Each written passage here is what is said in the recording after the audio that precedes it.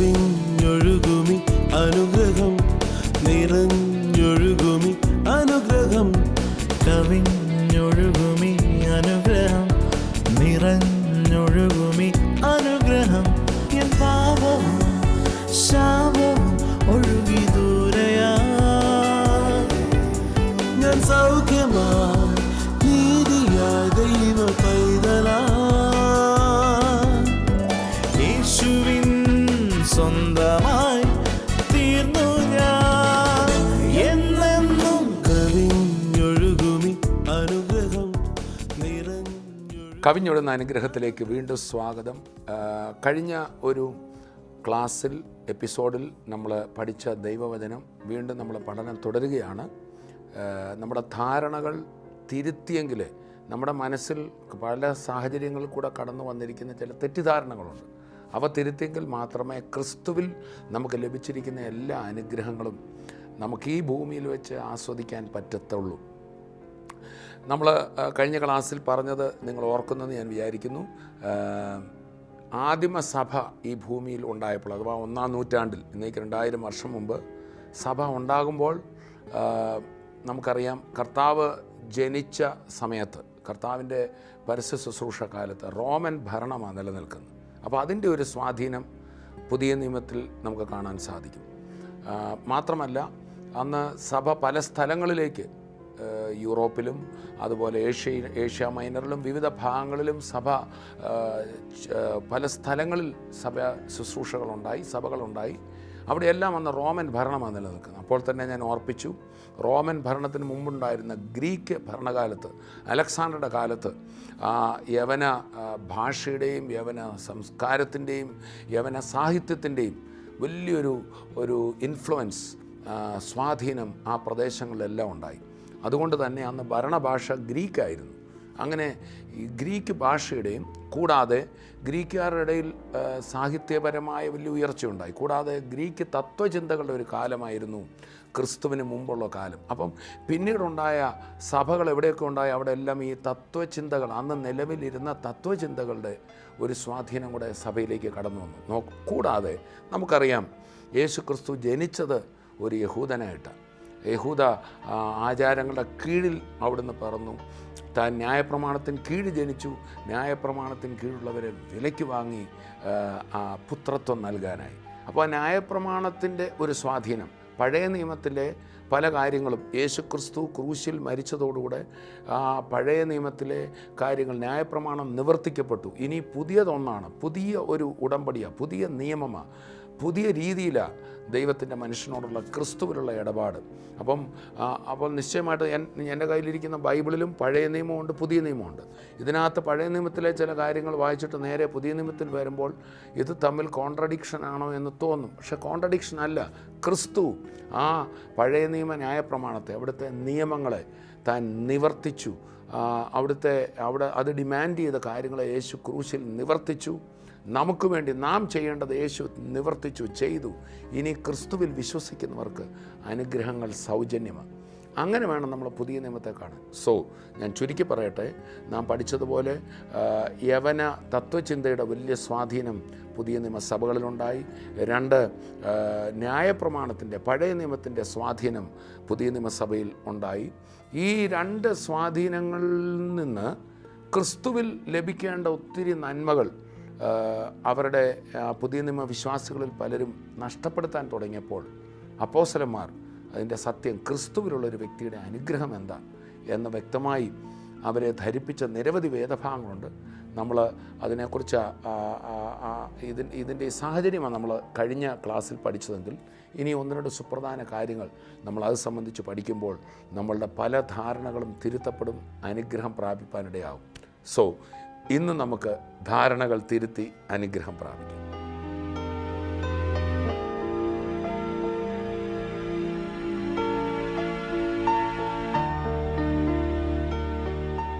നമ്മൾ പഴയ നിയമ ന്യായപ്രമാണം നോക്കുമ്പോൾ അവിടെ നിരവധി ഭക്ഷണ നിയമങ്ങളുണ്ട്. ചില പ്രത്യേക ഭക്ഷണ പദാർത്ഥങ്ങൾ കഴിക്കാൻ നിഷിദ്ധമായിരുന്നു. ചില പ്രത്യേക നിലയിലുള്ള മൃഗങ്ങളെയും പക്ഷികളെയും അശുദ്ധമായിട്ട് എണ്ണിയിരുന്നു. പ്രത്യേകിച്ച് കുളമ്പ് പിളരാത്ത മൃഗങ്ങൾ, ചെതുമ്പലില്ലാത്ത മത്സ്യങ്ങൾ, ഇവയൊക്കെ ന്യായപ്രമാണം നോക്കുമ്പോൾ ബൈബിളിൽ യഹൂദന് നിഷിദ്ധമായിരുന്നു.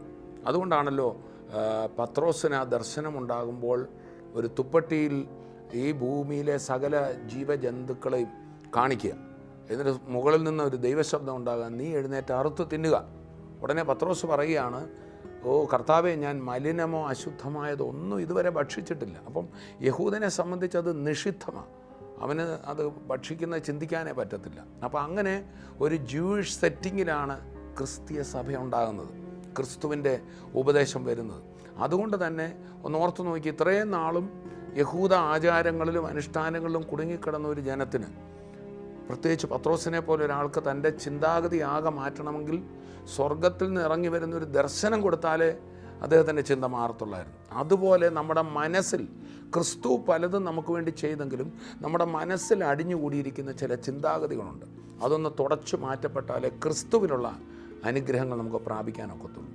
മാത്രവുമല്ല, ഈ നമ്മൾ ഫിലോസഫേഴ്സിനെ നോക്കിയാൽ, നമ്മൾ കഴിഞ്ഞ ക്ലാസ്സിൽ പറഞ്ഞ പോലെ ജ്ഞാനവാദം, നോസ്റ്റിസിസം എന്ന ഒരു ഫിലോസഫിക്കൽ സെക്റ്റ് ഉണ്ടായിരുന്നു, ഒരു തത്വചിന്ത ശാഖ ഉണ്ടായിരുന്നു.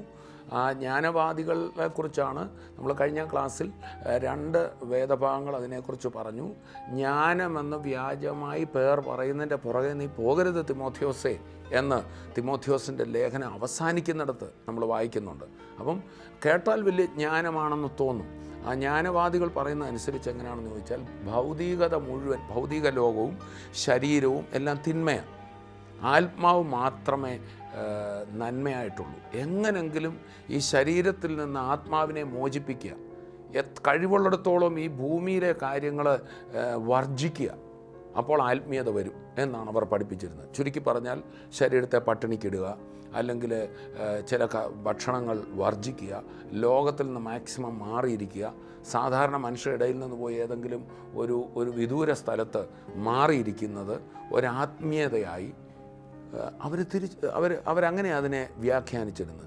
എന്നാൽ കർത്താവായ യേശു ക്രിസ്തു വന്നപ്പോൾ വ്യക്തമായി പറഞ്ഞു, നിങ്ങളുടെ ഈ വാസ്തവത്തിൽ അത് ആ പഴയ നിയമ യഹൂദ ചിന്താഗതിക്കും ഈ ഫിലോസഫിക്കും വ്യക്തമായ മറുപടിയാണ്. കർത്താവ് പറഞ്ഞു, നിങ്ങളുടെ വായ്ക്കകത്തേക്ക് പോകുന്നതല്ല നിങ്ങളെ അശുദ്ധരാക്കുന്നത്, മറിച്ച് നിങ്ങളുടെ ഹൃദയത്തിൽ നിന്ന് പുറപ്പെട്ടു വരുന്ന, മനുഷ്യൻ്റെ ശരീരത്തിലെ കഴിക്കുന്ന ചോറിനകത്തോ മീനിനകത്തോ ഇറച്ചിക്കകത്തോ അല്ല അശുദ്ധി ഇരിക്കുന്നത്, മറിച്ച് ഏറ്റവും അശുദ്ധമായത് മനുഷ്യൻ്റെ ഹൃദയമാണ്. യേശു പറഞ്ഞു, എങ്ങനെയെന്നാൽ ഹൃദയത്തിൽ നിന്ന് അത്രേ കപടം, പിണക്കം, മദ്യപാനം, ദുർമോഹം, ഇതെല്ലാം ഹൃദയത്തിൽ നിന്ന് പുറപ്പെട്ടാണ് മനുഷ്യനെ അശുദ്ധമാക്കുന്നത്. നിങ്ങൾ എന്ത് വായിൽ കഴിച്ചാലും അവയ്ക്ക് നിങ്ങളെ അശുദ്ധമാക്കാൻ ഒക്കത്തില്ല. യേശു പറഞ്ഞു, അത് നിങ്ങൾ കഴിക്കുന്നു, പിറ്റന്നാൾ അത് മറപ്പുരയിൽ പോകുന്നു, അത് നിങ്ങൾക്കൊരു ദോഷവും ചെയ്യത്തില്ല. പക്ഷെ മനുഷ്യൻ്റെ ഹൃദയത്തിലുള്ള കയ്പ്, പക, വൈരാഗ്യം, കൊലപാതക ചിന്ത, ഇതാണ് അശുദ്ധി എന്ന് യേശു പഠിപ്പിച്ചു. പ്രിയപ്പെട്ടവരെ, ഇങ്ങനെ ഒരു ശ്രേഷ്ഠമായ കാര്യം ഈ ലോകത്ത് യേശു അല്ലാതെ വേറെ ആരും പറഞ്ഞില്ല. എത്ര സത്യമാണല്ലേ. നമ്മൾ പുറമേ മതപരമായ കുറേ ചടങ്ങുകളോ വസ്ത്രധാരണത്തിലോ ഭക്ഷണത്തിലോ ചെയ്യുന്നതിലല്ല, ഹൃദയത്തിൻ്റെ അന്തരംഗത്തിൽ തരുന്ന ആ വിശുദ്ധി, അതാണ് കർത്താവായ യേശു പഠിപ്പിച്ചത്. അത് പഠിപ്പിക്കുക മാത്രമല്ല, ആ വിശുദ്ധീകരണത്തിലേക്ക് മാനവജാതിക്ക് വരാൻ വേണ്ടി ഒരു മനുഷ്യനെ കൊണ്ടും സ്വയം അവിടെ എത്താൻ പറ്റത്തില്ല. പക്ഷേ അവിടെ അവനെ എത്തിച്ച് തീർക്കാൻ കഴിയുന്നത് യേശു കർത്താവിൻ്റെ കാൽവറിയിലെ യാഗത്തിലൂടെ മാത്രമാണ്. എങ്കിൽ മാത്രമേ മനുഷ്യനിൽ ദൈവത്തിൻ്റെ പരിശുദ്ധാത്മാവ് വരികയുള്ളൂ. അപ്പം എനിക്ക് സ്വയം ഞാൻ എത്ര നന്നാകാൻ ശ്രമിച്ചാലും എൻ്റെ ഹൃദയത്തിലെ കയ്പ് മാറില്ല. പക്ഷേ കർത്താവായ യേശു ക്രിസ്തുവിൽ ഒരു വ്യക്തി വിശ്വസിക്കുമ്പോൾ ആ വ്യക്തി താനെ മാറിപ്പോവുകയാണ്. സക്കായി എന്ന് പറയുന്ന വ്യക്തി താൻ ഒരു ചുങ്കക്കാരനായിരുന്നു, മനുഷ്യരുടെ പണം തെറ്റായ രീതിയിൽ പിടുങ്ങുന്നൊരു വ്യക്തിയായിരുന്നു എന്ന് നമുക്ക് മനസ്സിലാവും. എന്നാൽ ക്രിസ്തുവിനെ കണ്ടപ്പോൾ ആ വ്യക്തിയുടെ ഹൃദയം നേരെ തിരിയുകയാണ്. അതുപോലെ പൗലൂസ് സഭയെ ഉപദ്രവിക്കുന്ന ഒരു കൊലപാതകയായിരുന്നു, മതവൈരാഗ്യം കൊണ്ട്. എന്നാൽ കർത്താവായ യേശു ക്രിസ്തുവിനെ കണ്ടുമുട്ടിയതോടുകൂടെ ആ വ്യക്തിയുടെ ജീവിതം പാടെ മാറ്റപ്പെട്ടു. അത് ഇന്ന് സംഭവിച്ചുകൊണ്ടിരിക്കുന്നു. യേശു കർത്താവ് കേവലം ഒരു കഥയല്ല, അവിടുന്ന് എന്നും ജീവനോടെ ഉണ്ട് എന്ന് തെളിയിച്ചുകൊണ്ട് നമ്മുടെ മധ്യത്തിൽ തന്നെ എനിക്ക് എത്രയോ പേരെ അറിയാം. വലിയ മദ്യപാനികൾ, കുടുംബത്തിനും സമൂഹത്തിനും തലവേദനയായിരുന്നവർ, ക്രിമിനലുകളായിരുന്നവർ, കർത്താവ് യേശുവിൻ്റെ സുവിശേഷം സ്വീകരിച്ച് കഴിയുമ്പോൾ ഒരു പോലീസുകാരെ നോക്കിയിട്ടോ കോടതി നോക്കിയിട്ടോ ഒരു മാറ്റം വരുത്താൻ കഴിയാത്ത വ്യക്തികൾ പാടെ മാറിയ എത്രയോ സംഭവങ്ങൾ. പ്രിയപ്പെട്ടവരെ, അത് പരിശുദ്ധാത്മാവ് ഹൃദയത്തിൽ വരുത്തുന്ന മാറ്റമാണ്. അപ്പോൾ ഹൃദയത്തിനാണ് രൂപാന്തരം ആവശ്യമായിരിക്കുന്നത്. അങ്ങനെ ക്രിസ്തുവിൽ ഒരു വ്യക്തി ആയിക്കഴിഞ്ഞാൽ, യേശു ക്രിസ്തുവിൽ വിശ്വസിച്ച ഒരു വ്യക്തി, ആ ആൾ പരിപൂർണനാണ്. അയാൾക്കൊരു പൂർണ്ണ മനുഷ്യത്വം ലഭിച്ചിരിക്കുന്നത് അയാളുടെ ഹൃദയത്തിൽ. പക്ഷേ ആ വ്യക്തിയുടെ മനസ്സ് ഇപ്പോഴും അത് അറിഞ്ഞിട്ടില്ല. അപ്പോൾ മനസ്സിനാണ് മാറ്റം വരേണ്ടത്. ആദ്യ മനുഷ്യനായ ആദാം പാപം ചെയ്തതോടെ മനുഷ്യന് നഷ്ടപ്പെട്ട മനുഷ്യത്വം മടക്കി കൊടുക്കാനാണ്. മനുഷ്യനെ ദൈവത്തിൻ്റെ സ്വരൂപത്തിൽ ആദാമിനെ സൃഷ്ടിച്ചത്, ദൈവത്തെ പോലെയാണ്. എന്നാൽ അവൻ പാപം ചെയ്തപ്പോൾ, അനുസരണക്കേട് കാട്ടിയപ്പോൾ ആ ദൈവരൂപം അവന് നഷ്ടപ്പെട്ടു. അവൻ്റെ ഹൃദയം സകല കപടവും അഴുക്കും കൊണ്ട് നിറഞ്ഞു. എന്നാൽ ആ മനുഷ്യനെ വീണ്ടും റീക്രിയേറ്റ് ചെയ്യുവാൻ, ഒരു പുതിയ മനുഷ്യത്വം അവനിൽ കൊടുക്കുവാൻ, യഥാർത്ഥ മനുഷ്യത്വം അവനെ മടക്കി കൊടുക്കുവാൻ ഒടുവിലത്തെ ആദാം എന്ന യേശുക്രിസ്തുവിന് ഒരു പേര് കൊടുക്കുകയാണ്. കർത്താവായ യേശുക്രിസ്തുവിന് അവൻ ദൈവമായിരിക്കെ അവൻ പൂർണ്ണ മനുഷ്യനായി ഈ ഭൂമിയിൽ വന്നു. ഹി ബിക്കം എ റിയൽ മാൻ. ലോകം കണ്ട യഥാർത്ഥ മനുഷ്യൻ കർത്താവായ യേശുക്രിസ്തുവാണ്. പീലാത്തോസ് പറഞ്ഞു, ഇതാ ആ മനുഷ്യൻ, ബിഹോൾഡ് ദ മാൻ. അവൻ ദൈവരൂപത്തിലിരിക്കെ ദൈവത്തോടുള്ള സമത്വം മുറുകെ പിടിക്കണമെന്ന് വിചാരിക്കാതെ വേഷത്തിൽ മനുഷ്യനായി. കർത്താവിനെ നോക്കിയാൽ മതി ഒരു യഥാർത്ഥ മനുഷ്യൻ എങ്ങനെയാകണം, അതാ യേശുവിൽ കാണുന്നു. അപ്പോൾ തന്നെ ദൈവം എന്ന് പറഞ്ഞാൽ ആരാ, ദൈവത്തിൻ്റെ സ്വഭാവം എന്താ, ഇതും ക്രിസ്തുവിലാണ് വെളിപ്പെടുന്നത്. ചുരുക്കി പറഞ്ഞാൽ യഥാർത്ഥ ദൈവികത്വവും. പഴയ നിയമത്തിൽ നമ്മൾ നോക്കിയാൽ തന്നെ ദൈവത്തെക്കുറിച്ചുള്ള ഒത്തിരി ഐഡിയകളുണ്ട്. ചിലരുടെ നമ്മൾ നോക്കാൻ കാണും ദൈവം ഒരു ക്രൂരനാണോ, ദൈവം മനുഷ്യനെ സകല ബാധകളും കൊടുക്കുന്നവനാണോ എന്നൊക്കെ തോന്നും. പക്ഷേ ക്രിസ്തു ദൈവത്തെ വെളിപ്പെടുത്തിയപ്പോൾ ദൈവം, അഥവാ ക്രിസ്തുവിൽ കൂടെ വെളിപ്പെട്ട ദൈവം മനുഷ്യന് രോഗം കൊടുക്കുന്നവനല്ല, മറിച്ച് സാക്ഷാൽ നമ്മുടെ രോഗങ്ങളെ അവൻ വഹിക്കുന്നു. അവൻ രോഗികളെ സൗഖ്യമാക്കുന്നു. അപ്പോൾ പഴയ നിയമത്തിൽ കാണുന്ന വെളിപ്പാടും പുതിയ നിയമത്തിലുള്ളതും പരസ്പര വിരുദ്ധമാണോ? അല്ല. പഴയ നിയമത്തിൽ ആർക്കും അവിടെ പ്രവചിച്ച ഒരു പ്രവാചകനും ദൈവത്തെ വേണ്ട പോലെ കാണാൻ പറ്റിയില്ല. അതുകൊണ്ടാണ് എബ്രായ ലേഖനം 1:1 പറഞ്ഞ ദൈവം പണ്ട് ഭാഗമായും വിവിധമായും പ്രവാചകൻ മുഖാന്തരം പിതാക്കന്മാരോട് സംസാരിച്ചു. പറയുക, പഴയ നിയമകാലത്ത് ഭാഗികമായിട്ടായിരുന്നു ദൈവിക വെളിപ്പാട്. ദൈവത്തെ ആർക്കും മനസ്സിലായില്ല. ദൈവം സ്വയം വെളിപ്പെടുത്താത്തിടത്തോളം ആർക്കും ദൈവത്തെ മനസ്സിലാക്കാൻ ഒക്കത്തില്ല. ഒരു പരീക്ഷണ നാളിക്കകത്ത്, ടെസ്റ്റ് ട്യൂബിനകത്ത് റിയാക്ഷൻ നടത്തി കണ്ടെത്താവുന്ന ആളല്ല ദൈവം. Until and unless God reveals himself, no one can understand God. ദൈവം സ്വയം വെളിപ്പെടുത്താത്തിടത്തോളം ആർക്കും പഠിച്ച് ഗവേഷണം ചെയ്ത് ദൈവത്തെ മനസ്സിലാക്കാൻ ഒക്കത്തില്ല. അപ്പം ദൈവം തന്നെക്കുറിച്ചുള്ള അറിവ് മനുഷ്യരിൽ കൂടെ കൊടുക്കാൻ നോക്കിയെങ്കിലും ഒരിക്കലും പറ്റത്തില്ല. ഇപ്പം ഒരു വലിയ കമ്പ്യൂട്ടർ ജ്ഞാനിയായ ഒരു വ്യക്തി തൻ്റെ കമ്പ്യൂട്ടറിൻ്റെ അറിവുകൾ എന്നെപ്പോലെ ഞാനും അത്യാവശ്യം കമ്പ്യൂട്ടറിലൊക്കെ എന്തെങ്കിലുമൊക്കെ ചെയ്യും, എന്നോട് പറഞ്ഞു തരാൻ ശ്രമിച്ചാൽ ഒരു വലിയ ഗ്യാപ്പാണ്. അദ്ദേഹം പറയുന്ന ടെർമിനോളജി ഒന്നും എനിക്ക് പറ്റത്തില്ല. അദ്ദേഹത്തിൻ്റെ അവിടുത്തെ എനിക്ക് ചെല്ലാൻ പറ്റത്തില്ല. എന്നിട്ട് എൻ്റെ അറിവിൽ എന്തെങ്കിലുമൊക്കെ എഴുതി വെച്ചാൽ അതിന് ഒത്തിരി പരിമിതി കാണും. ഇത് തന്നെയാണ് പഴയ നിയമത്തിൽ നമ്മൾ കാണുന്നത്. ദൈവത്തിൻ്റെ സർവ്വജ്ഞാനം, ദൈവത്തിൻ്റെ സ്നേഹത്തിൻ്റെ ആഴം അതൊരു മനുഷ്യനും മനസ്സിലാക്കാൻ പറ്റിയില്ല. യഹൂദന്മാർക്ക് മനസ്സിലായത് യഹൂദന്മാരോട് മാത്രം പക്ഷപാതിയായ ഒരു ദൈവത്തെയാണ്. വേറെ ജനതകളെ ഒന്നും സ്നേഹിക്കുന്നില്ലെന്ന് അവർ കരുതിയത്. പക്ഷേ അങ്ങനെയല്ല. പഴയ നിയമത്തിൽ തന്നെ പ്രവാചക എഴുത്തുകളിൽ ദൈവം സകല ജാതികളുടെയുമാണെന്നും തൻ്റെ ആലയം സകലർക്കും വേണ്ടിയാണെന്നും തൻ്റെ പുത്രനെ സകല ജനത്തിനു വേണ്ടി അയക്കുന്നൊക്കെ സൂചനകളുണ്ട്. പക്ഷെ പൂർണ്ണമായിട്ട് അവർക്ക് മനസ്സിലായില്ല. ക്രിസ്തുവിലാണ് ദൈവം പൂർണ്ണമായി വെളിപ്പെടുത്തിയത്. ദൈവ സ്നേഹമാണെന്നും മനുഷ്യർക്കൊരു പിതാവാണെന്നും താന് അവരെ പീഡിപ്പിക്കാനും ശിക്ഷിക്കാനും ന്യായവിധി നടത്താനും ഇരിക്കുകയല്ല, മറിച്ച് മനുഷ്യന് പറ്റിയ തെറ്റിൻ്റെ ന്യായവിധിയും ശിക്ഷയും സ്വയം ഏറ്റെടുത്ത് അവനെ വിടുവിക്കുന്ന മഹാസ്നേഹമാണ് ദൈവം എന്ന് വെളിപ്പെടുത്തിയത് ക്രിസ്തുവാണ്.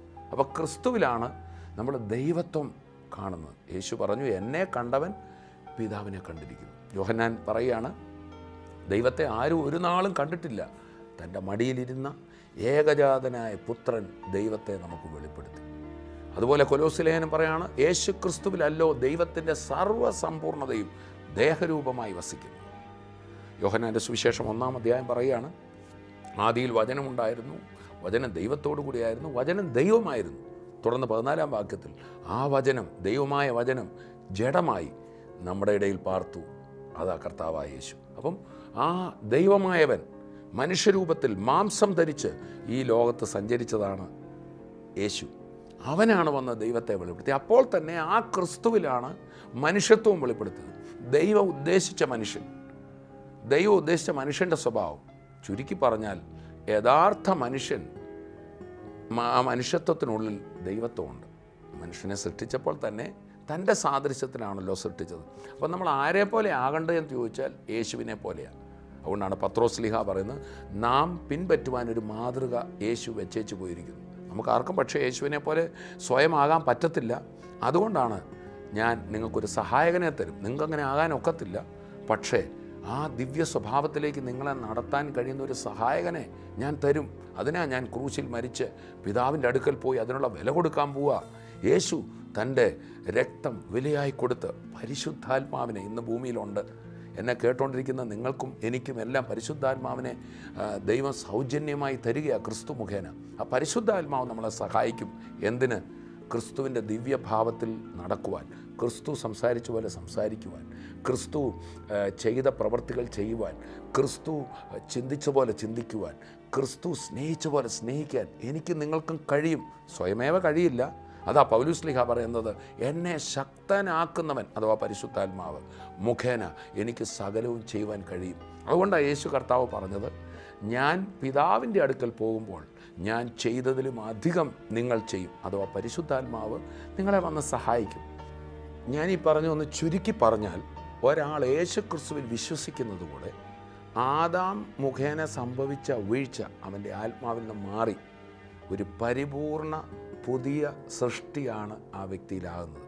ഒരുവൻ ക്രിസ്തുവിലായാൽ അവൻ പുതിയ സൃഷ്ടിയാണ്. പുതിയ സൃഷ്ടി എന്ന് പറഞ്ഞാൽ അതിനെക്കുറിച്ച് എഫേസ് ലേഖനത്തിൽ പറയുന്നത്, ദൈവരൂപത്തിൽ സൃഷ്ടിക്കപ്പെട്ട ഒരു പുതിയ മനുഷ്യൻ ആ വ്യക്തിയുടെ അകത്ത് വന്നു. യേശു ക്രിസ്തുവിനെ സ്വീകരിക്കുന്നതോടുകൂടെ ഒരു വ്യക്തി ഒരു പൂർണ്ണ മനുഷ്യനായി കഴിഞ്ഞു. ദ റിയൽ മാൻ, ദൈവികത്വമുള്ള എല്ലാ കഴിവുകളും നിറഞ്ഞ പൂർണ്ണതയുള്ള ഒരു വ്യക്തിയായി യേശുവിൽ വിശ്വസിച്ച ആൾ മാറിക്കഴിഞ്ഞു. അതിനെക്കുറിച്ച് എഫേസ് ലേഖനം 4-ാം അധ്യായത്തിൻ്റെ 22 മുതലൊന്ന് കേൾക്കുക. മുമ്പിലത്തെ നടപ്പ് സംബന്ധിച്ച് ചതിമോഹങ്ങളാൽ വഷളായി പോകുന്ന പഴയ മനുഷ്യനെ ഉപേക്ഷിച്ച് നിങ്ങളുടെ ഉള്ളിലെ ആത്മാവ് സംബന്ധമായി പുതുക്കം പ്രാപിച്ച്, എന്ന് പറഞ്ഞാൽ യേശുവിൽ വിശ്വസിച്ച് നിങ്ങളുടെ ഉള്ളിലെ ആത്മാവിൽ നിങ്ങൾ എന്തായോ അതിന് തക്കവണ്ണം നിങ്ങളുടെ മനസ്സുകൊണ്ട് പുതുക്കം പ്രാപിക്കണം. പുതുക്കം പ്രാപിച്ച് സത്യത്തിൻ്റെ ഫലമായ നീതിയിലും വിശുദ്ധിയിലും ദൈവാനുരൂപമായി സൃഷ്ടിക്കപ്പെട്ട പുതുമനുഷ്യനെ ധരിച്ചുകൊള്ളുവീൻ. അപ്പോൾ യേശു ക്രിസ്തുവിൽ വിശ്വസിച്ചപ്പോൾ നിങ്ങൾ ദൈവത്തെ പോലെ തിരികെ ആയി കഴിഞ്ഞു. അത് നമ്മുടെ മനസ്സുകൊണ്ടൊന്ന് ധരിക്കണം.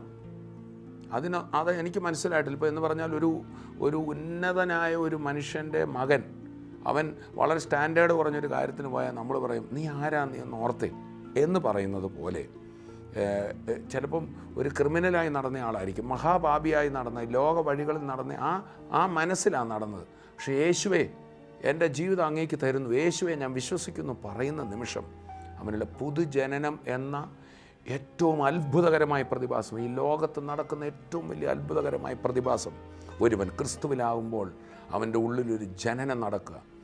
ആദാമിന് നഷ്ടപ്പെട്ടതിനേക്കാൾ ശ്രേഷ്ഠമായ ക്രിസ്തുവിൽ, അതേ ക്രിസ്തുവിൻ്റെ ഭാവമുള്ള ഒരു പുതിയ വ്യക്തി എൻ്റെയും നിങ്ങളുടെ ഉള്ളിൽ വന്നു കഴിഞ്ഞു. പക്ഷേ നമുക്ക് പെട്ടെന്ന് ചില മാറ്റങ്ങൾ വരുമെങ്കിലും ആ പുതിയ മനുഷ്യന് ക്രിസ്തുവിൻ്റെ സ്റ്റാൻഡേർഡിൽ എനിക്ക് നടക്കാൻ പറ്റും. അതെൻ്റെ മനസ്സിന് മനസ്സിലായിട്ടില്ല. മാത്രമല്ല ആ ക്രിസ്തുവിൽ ഞാൻ ആയതോടെ എനിക്ക് ഈ ലോകത്തിൻ്റെ പലതിനുമൊക്കെ മുകളിലാണ് ഞാൻ. ചെറിയ ചെറിയ ചില നിയമങ്ങൾക്കും ആദി പാഠങ്ങൾക്കും കീഴിലല്ല ഞാൻ, അതിനൊക്കെ മുകളിലാണ് ഞാൻ ആയിക്കഴിഞ്ഞിരിക്കുന്നത്. തൊടരുത്, പിടിക്കരുത്, രുചിക്കരുത്, ഇതൊന്നും എനിക്ക് ബാധകമല്ല. ഞാൻ ഏതെങ്കിലും ഒരു ഭക്ഷണം കഴിച്ചാൽ ഉടനെ പോകുന്ന ഒരു ആത്മീയത അല്ല ഇനി എന്നിൽ. അതിൻ്റെയൊക്കെ മുകളിൽ സകലത്തിൻ്റെ സൃഷ്ടിതാവായ കർത്താവ എൻ്റെ ഉള്ളിൽ വന്നിരിക്കുന്നു. ഉടനെ ഏതെങ്കിലും ഒരു മീൻ കഴിച്ചാൽ ഉടനെ, അല്ലെങ്കിൽ കഴിക്കാതിരുന്നാൽ ഉടനെ എൻ്റെ അകത്തു നിന്ന് ഇത് പോകത്തില്ല. എന്നാൽ ആദിമസഭയിൽ ഞാൻ മുമ്പ് പറഞ്ഞതുപോലെ ഈ യഹൂദ അല്ലെങ്കിൽ ന്യായപ്രമാണത്തിൻ്റെ സ്വാധീനം കൊണ്ടും അതുപോലെ ഗ്രീക്ക് തത്വശാസ്ത്രത്തിൻ്റെ സ്വാധീനം കൊണ്ടും ഏതെങ്കിലും ഭക്ഷണ നിയമങ്ങളൊക്കെ തെറ്റിച്ച് അവർ തെറ്റുകാരാണെന്നുള്ള വേണ്ടാത്തൊരു ഗിൽറ്റി ചിന്ത, ഒരു അപരാധബോധം, ഞങ്ങൾ കുറവുള്ളവരാണ് എന്ന് വേണ്ടാത്തൊരു ചിന്ത അവരിലേക്ക് വരാനിടയായി. അതിനെക്കുറിച്ചാണ് കൊലോസ്യ ലേഖനം 2-ാം അധ്യായത്തിൽ നമ്മൾ വായിക്കുന്നത്. 2:8 മുതൽ. തത്വജ്ഞാനവും വെറും വഞ്ചനയും കൊണ്ട് ആരും നിങ്ങളെ കവർന്നു കളയാതിരിപ്പാൻ സൂക്ഷിപ്പിൻ. അപ്പം ഇങ്ങനെ തത്വജ്ഞാനപരമായി വന്ന പല ചിന്താഗതികളും അവരിലെ ക്രിസ്തുവിൻ്റെ ഞങ്ങൾ ക്രിസ്തുവിൽ പൂർണ്ണരാണെന്നുള്ള ബോധ്യം അവരിൽ നിന്ന് കവർന്നു കളയുക. അത് മനുഷ്യരുടെ സമ്പ്രദായത്തിനൊത്തവണ്ണം, ലോകത്തിൻ്റെ ആദ്യപാഠങ്ങൾക്കൊത്തവണ്ണം അല്ലാതെ ക്രിസ്തുവിനൊത്തവണ്ണമുള്ളതല്ല. എന്നിട്ട് പറയുകയാണ്, അവനിലല്ലോ, ആ ക്രിസ്തുവിലല്ലോ ദൈവത്തിൻ്റെ സർവ്വസമ്പൂർണതയും ദേഹരൂപമായി വസിക്കുന്നത്. അടുത്ത വാക്യം ഏറ്റവും മനോഹരം. എല്ലാ വാഴ്ചയ്ക്കും അധികാരത്തിനും തലയായ അവനിൽ, ആ ക്രിസ്തുവിൽ നിങ്ങൾ പരിപൂർണരായിരിക്കുന്നു. എന്നിട്ടാണ് താഴോട്ട് ആ ക്രിസ്തുവിലുള്ള ആ പദവികൾ പറഞ്ഞിട്ട് പിന്നെ 16-ാം വാക്യത്തിൽ പറയാം, അതുകൊണ്ട് ഇത്രയും നിങ്ങൾ പൂർണ്ണരായുണ്ട്, അതുകൊണ്ട് ഭക്ഷണപാനങ്ങൾ സംബന്ധിച്ചോ പെരുന്നാൾ, വാവ്, ശബത്ത് എന്നീ കാര്യത്തിലോ ആരും നിങ്ങളെ വിധിക്കരുത്. ഇന്നും ഇതാ സംഭവിച്ചുകൊണ്ടിരിക്കുന്നത്. നീ അത് ചെയ്തില്ല, അത് കഴിച്ചില്ല, ഇന്ന വസ്ത്രം ഇട്ടില്ല, ഇന്ന നിറമുള്ള വസ്ത്രം ധരിച്ചു, ഇങ്ങനെ ബാഹ്യ ശരീരത്തിലുള്ളതും ഇങ്ങനെയുള്ള കാര്യങ്ങൾ കുറ്റം വിധിക്കാൻ നിൽക്കുമ്പോൾ പറയുകയാണ്, ഇതൊന്നും നിങ്ങളെ കുറ്റം വിധിക്കരുത്. ഇവ വരുവാനിരുന്നവയുടെ നിഴലത്രേ. ഇത് വെറും നിഴലായിട്ട് പഴയ നിയമകാലത്ത് കൊടുത്ത കാര്യങ്ങളാണ്. അപ്പം ഇവിടെ തത്വജ്ഞാനത്തിൽ നിന്നും ജ്ഞാനവാദത്തിൽ നിന്നും ഇതേ പ്രശ്നം ഉണ്ടാകുന്നു. ജ്ഞാനവാദികൾ പറഞ്ഞ് ശരീരത്തെ ഉപേക്ഷയായിട്ട് വിചാരിക്കണം, ആത്മാവാണ് ഏറ്റവും നല്ലത്, അതുകൊണ്ട് ശരീരത്തെ ദണ്ഡിപ്പിക്കണം. ഇതൊക്കെയായിരുന്നു അവരുടെ ചിന്താഗതി. അപ്പോൾ തന്നെ പഴയ നിയമത്തിൽ നിന്നാണ് വന്നത് പെരുന്നാൾ, വാവ്, ശബത്ത് എന്നിവയൊന്നും പുതിയ നിയമ വിശ്വാസികൾ ആചരിക്കാഞ്ഞപ്പോൾ പറയാം, നിങ്ങളെന്നെ പെരുന്നാൾ ഘോഷിക്കാത്ത, നിങ്ങളെന്നെ ശബത്ത് ആചരിക്കാത്ത എന്ന് അവരെ പറഞ്ഞ് കുറ്റബോധത്തിലേക്ക് കൊണ്ടുപോകാൻ പറയാം. അതിൻ്റെ ആവശ്യമില്ല. അതൊക്കെ വെറും നിഴലായിട്ട് കൊടുത്ത കാര്യങ്ങളാണ്. അതിൻ്റെയൊക്കെ സമ്പൂർണ്ണത ക്രിസ്തുവിൽ വിശ്വസിച്ചപ്പോൾ നിങ്ങളിൽ വന്നു കഴിഞ്ഞു. നിങ്ങൾ അതിനൊക്കെ എത്രയോ മുകളിൽ.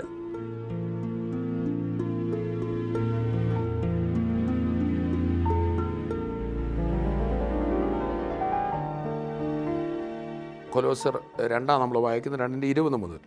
നിങ്ങൾ ക്രിസ്തുവിനോടുകൂടെ ലോകത്തിൻ്റെ ആദ്യപാഠങ്ങൾ സംബന്ധിച്ചു മരിച്ചുവെങ്കിൽ, ആദ്യപാഠങ്ങൾ എന്ന് പറഞ്ഞാൽ ഇതൊക്കെ വെറും ABCD ആണ്.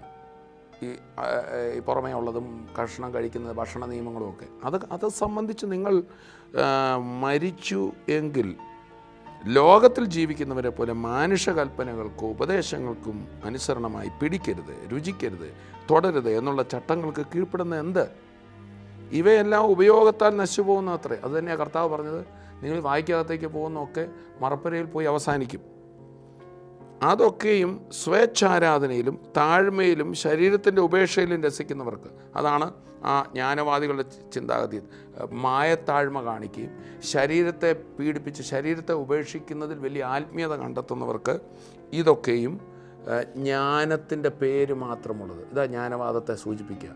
ജ്ഞാനവാദികൾ ഇതൊക്കെ വലിയ ഒരു ശരീരമൊന്നും വേണ്ടെന്ന് വെച്ചു, ഭക്ഷണം കഴിക്കാതിരുന്നു, തുടരുത്, നീ നിന്നെ തന്നെ നിൻ്റെ ആത്മാവിനെ മാത്രം നോക്കി ശരീരവുമായി നീ വേർപെടുക എന്ന് പറയുന്നു വരുമ്പോൾ ഇതിൻ്റെ ഒരു ജ്ഞാനത്തിൻ്റെ പേര് മാത്രമേ ഇതിനുണ്ട്. കേട്ടാൽ വലിയ ജ്ഞാനം, ആ ഭക്തിയാണെന്നൊക്കെ തോന്നും. തുറന്നു പറയാം, ജഡാഭിലാഷം അടക്കുവാനോ പ്രയോജനമുള്ളതല്ല. ഇതുകൊണ്ടൊന്നും നമ്മുടെ ശരീരത്തിൻ്റെ അഭിലാഷങ്ങൾ മാറത്തില്ല. ഞാൻ എത്ര എൻ്റെ ശരീരത്തെ ഉപേക്ഷിച്ചാലും എൻ്റെ കോപം മാറത്തില്ല. ഞാൻ എത്ര നാൾ പട്ടിണി കിടന്നാലും എൻ്റെ ജഡത്തിൻ്റെ ചില ഇച്ഛകൾ, എൻ്റെ കണ്ണിൻ്റെ അഴുക്ക് നോട്ടങ്ങൾ മാറണമെന്നില്ല. അത് ഈ ജഡമെന്ന് പറയുന്നത് തെറ്റിദ്ധരിച്ചു പോയി. ഈ ഫിലോസഫേഴ്സ് തെറ്റിദ്ധരിച്ചു ഈ ശരീരമാണ് ജഡമെന്ന്. ശരീരമല്ല ജഡം. വീണുപോയ അല്ലെങ്കിൽ ദൈവ വഴി വിട്ടുപോയ മനുഷ്യൻ്റെ അവൻ്റെ 5 ഇന്ദ്രിയങ്ങളിൽ ദൈവത്തിന് വിരോധമായി വരുന്ന ചിന്താഗതിയായ ജഡം എന്ന് ദൈവവചനം ഉദ്ദേശിക്കുന്നത്. ജഡത്തിൻ്റെ ചിന്ത എന്നവിടെ പറയുന്നു. ദുർമോഹം, അതിരാഹം, കൺമോഹം, പക, പിണക്കം, ഇങ്ങനെയുള്ള നമ്മുടെ ജഡത്തിൽ വ്യാപരിക്കുന്ന ചിന്താഗതികളെയാണ് നമ്മൾ ഉരിഞ്ഞു കളയേണ്ടത്, അല്ലാതെ ഭക്ഷണം കഴിക്കാതിരിക്കലല്ല. ചുരുക്കി പറഞ്ഞാൽ കർത്താവായ യേശു ക്രിസ്തുവിൽ വിശ്വസിച്ച ഒരു വ്യക്തി ദൈവസന്നിധിയിൽ പരിപൂർണനാണ്. അവനിനി ആവശ്യമില്ലാത്ത ഒരു കുറ്റബോധത്തിൻ്റെ, ഗിൽറ്റിൻ്റെ ആവശ്യമില്ല. അത് ഫിലോസഫിയിൽ നിന്നും ന്യായപ്രമാണത്തിലെ ഓരോ വാക്യങ്ങളെടുത്ത് മനുഷ്യരെ കാണിച്ചിട്ട് കുറ്റബോധത്തിലാക്കും. ഒരിക്കൽ ഒരാൾ എന്നോട് പറഞ്ഞു, മീശ വെച്ചാൽ പിന്നെ ദൈവത്തിന് പിണക്കമാണെന്ന് പറഞ്ഞു. അന്ന് എനിക്കറിയില്ലായിരുന്നു. ഞാനോടത്തിന് ദൈവത്തിന് പിണക്കമാകണ്ടെന്നുകൊണ്ട് ഞാൻ മീശ വടിച്ചു കളഞ്ഞു. ദൈവത്തിന് മീശ വെച്ചതോ മീശ എടുത്തതോ അല്ലെങ്കിൽ എൻ്റെ ശരീരത്തിൽ എന്തെങ്കിലും മാറ്റം വരുത്തിയോ ഇതൊന്നും അല്ല കർത്താവിൻ്റെ വിഷയം. ഒരു വ്യക്തി ക്രിസ്തുവിലാകുമ്പോൾ ഇതിൻ്റെയൊക്കെ മുകളിൽ ഇങ്ങനെയൊക്കെയുള്ള ലോകത്തിൻ്റെ ആദ്യ പാഠങ്ങളെന്നാണ് പൗലോസ് ശ്ലീഹ അതിനെക്കുറിച്ച് പറയുന്ന ABCD, അതിൻ്റെയൊക്കെ മുകളിൽ നമ്മളായി. ദൈവത്തെ പോലെ ചിന്തിക്കാൻ, അവർക്ക് പിന്നെ ഇതൊന്നും നോക്കിക്കൊണ്ടിരിക്കാൻ അല്ല ചിന്താഗതി, അതിൻ്റെ മുകളിലാകുക. നിന്നെ കേട്ടുകൊണ്ടിരിക്കുന്ന ഓരോ വ്യക്തികളോടും കർത്താവ് പറയുക, ആവശ്യമില്ലാത്തൊരു കുറ്റബോധത്തിൽ ചെന്നപ്പെടാതെ ക്രിസ്തുവിലായതോടെ ഒരു വലിയ വ്യക്തിയായി നിങ്ങൾ ഞാനും മാറ്റപ്പെട്ടിരിക്കുക. ഇതുവരെ എന്നെ കേൾക്കുന്ന ആരെങ്കിലും ഈ കർത്താവിനുള്ള അനുഭവം പ്രാപിച്ചിട്ടില്ലെങ്കിൽ ഒറ്റ ചെറിയ വാക്ക് കർത്താവിനോട് പറഞ്ഞാൽ മതി, യേശുവേ എൻ്റെ ജീവിതത്തിലേക്ക് വരണമേ, അങ്ങ് ഉയർത്തെഴുന്നേറ്റ് ജീവിക്കുന്നു എന്ന് ഞാൻ വിശ്വസിക്കുന്നു. അതൊന്ന് ഹൃദയത്തിൽ വിശ്വസിച്ച് കർത്താവിനെ ഒന്ന് സ്വീകരിച്ച് ഒരു വലിയ അനുഭവം ജീവിതത്തിലുണ്ടാവും. കർത്താവ് നിങ്ങളെ അനുഗ്രഹിക്കട്ടെ. നമുക്ക് പ്രാർത്ഥിക്കാം. പിതാവേ, ഞങ്ങളങ്ങേ സ്തുതിക്കുന്നു. ഞങ്ങൾ കേട്ട വചനത്തിലൂടെ അവിടുന്ന് ഞങ്ങളുടെ മനസ്സിലെ ചിന്താഗതികളെ മാറ്റി അനുഗ്രഹിക്കുന്നതിനായി സ്തോത്രം. ക്രിസ്തുവിൽ ഞങ്ങളെ ജയാളികളായി, ക്രിസ്തുവിൽ വിശ്വസിച്ചതോടെ ദൈവം ഞങ്ങളിൽ പ്രസാദിക്കുന്നവരാക്കി ഞങ്ങളെ മാറ്റിയല്ലോ. ഞങ്ങൾ പ്രവർത്തിച്ച് നന്നായിട്ടല്ല, അവിടുന്ന് ഞങ്ങളെ അങ്ങനെ മാറ്റിയതിനായി സ്തോത്രം. ആവശ്യമില്ലാത്ത കുറ്റബോധങ്ങൾ, അപരാധബോധങ്ങളിൽ നിന്നെല്ലാം ഞങ്ങളെ വിടുവിച്ച് കർത്താവിൻ്റെ നിറവിൽ നിർത്തണം. കേട്ടുകൊണ്ടിരിക്കുന്ന ഓരോരുത്തരും വിടുതലാകട്ടെ, സർവ്വാനുഗ്രഹത്താലും നിറയപ്പെടട്ടെ. പ്രാർത്ഥന കേട്ടതിനായി നന്ദി. യേശുവിൻ നാമത്തിൽ തന്നെ ആമേൻ. ആമേൻ. TV പ്രേക്ഷക സംഗമവും വിടുതൽ ശുശ്രൂഷയും കൊല്ലം ജില്ലയിലെ കുണ്ടറയിൽ 2015 ജൂലൈ 24 വെള്ളി. ശുശ്രൂഷകൾ രാവിലെ 10-ന് ഗുരുദേവ ഓഡിറ്റോറിയം, ഇളംപള്ളൂർ ക്ഷേത്രത്തിന് സമീപം.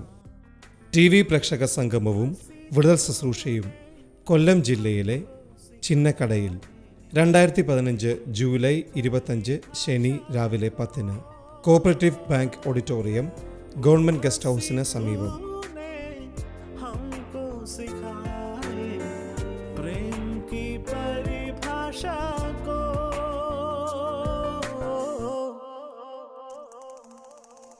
प्रेम का सागर है तू,